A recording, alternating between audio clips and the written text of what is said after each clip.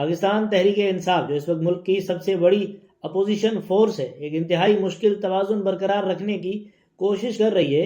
ایک طرف ریاست کے ساتھ کھڑے ہونے کا دعویٰ اور دوسری طرف اسی ریاست کی پالیسیوں پر کڑی تنقید۔ کیا یہ پی ٹی آئی کی سیاسی بقا کی جنگ ہے یا پھر اسٹیبلشمنٹ کے خلاف ایک نیا محاذ؟ آج ہم بات کریں گے پی ٹی آئی کی اس ڈیفینسو ایگریشن یعنی دفاعی جارحیت پر جو حالیہ پریس کانفرنسز میں کھل کر سامنے آئی ہے۔ سلمان اکرم راجہ اور اسد قیصر کا حالیہ موقف کہ جنگیں صرف ہتھیاروں سے نہیں بلکہ عوام کے اعتماد سے لڑی جاتی ہیں، یہ محض ایک بیان نہیں بلکہ گہرا سیاسی بیانیہ ہے۔ 9 مئی کے واقعات کے بعد پی ٹی آئی پر جو ریاست دشمنی کا لیبل لگا تھا، پارٹی اسے اتارنے کے لیے بے چین ہے۔ وہ یہ پیغام دے رہے ہیں کہ عوامی حمایت کھونے کا خطرہ مول نہیں لینا چاہیے۔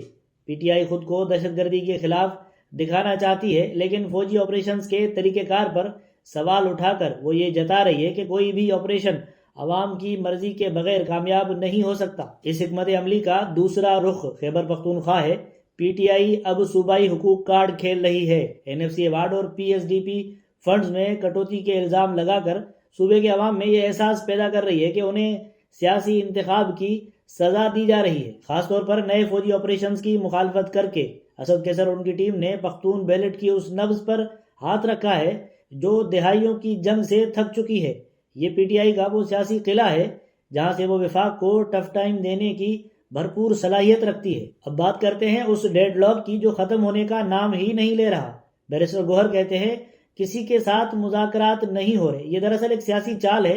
پی ٹی آئی نے محمود اچکزئی کو آگے کر کے ایک سیاسی ڈھال تیار کر لی ہے۔ مقصد واضح ہے کہ اپنی اینٹی اسٹیبلشمنٹ ساکھ کو برقرار رکھنا اور مذاکرات کا دروازہ بھی کھلا رکھنا، اور سب سے اہم بات یہ پیغام واضح کر دینا کہ عمران خان کے بغیر کوئی بھی فارمولہ قابل قبول نہیں ہے، یعنی محور صرف بانی پی ٹی آئی ہے۔ لیکن پس دیوار سے ایک اور خبر ملی ہے۔ ذرائع کے مطابق خیبر پختونخوا کے وزیر اعلیٰ سہیل آفریدی نے پارٹی اجلاس میں موقف اپناتے ہوئے یہ مطالبہ کیا کہ خیبر پختونخوا میں ہونے والے مبینہ ڈرون حملوں کے خلاف پارٹی سطح پر بھرپور مذمت کی جائے۔ یعنی سہیل آفریدی چاہتے ہیں کہ پارٹی اس معاملے پر فرنٹ فٹ پر آ کر کھیلے، لیکن انفارمیشن ونگ کا جواب بڑا ہی دو ٹوک اور دلچسپ تھا کہ اگر وزیر اعلیٰ صاحب اس موقف پر واقعی یقین رکھتے ہیں تو وہ خود یا ان کی صوبائی حکومت باضابطہ بیان کیوں جاری نہیں کرتی؟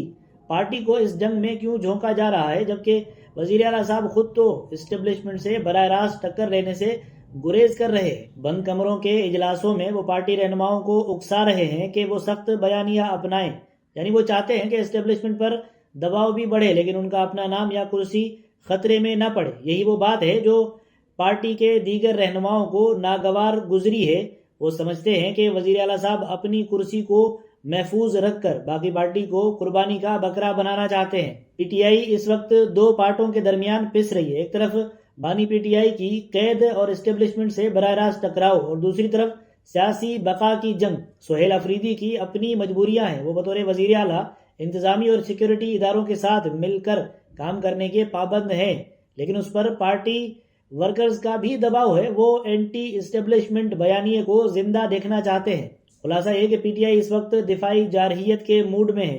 وہ خود پر لگے داغ دھونا چاہتی ہے، لیکن ووٹ بینک کو بچانے کے لیے وہ اپنے موقف سے پیچھے ہٹنے کو بھی تیار نہیں ہے۔ آنے والے دنوں میں یہ احتجاج شاید سڑکوں سے زیادہ پارلیمنٹ اور کے پی حکومت کے ذریعے وفاقی حکومت پر دباؤ کی شکل میں نظر آئے گا، لیکن جب تک عمران خان کی رہائی یا براہ راست مذاکرات کی سبیل نہیں بنتی، یہ سرد جنگ جاری رہے گی۔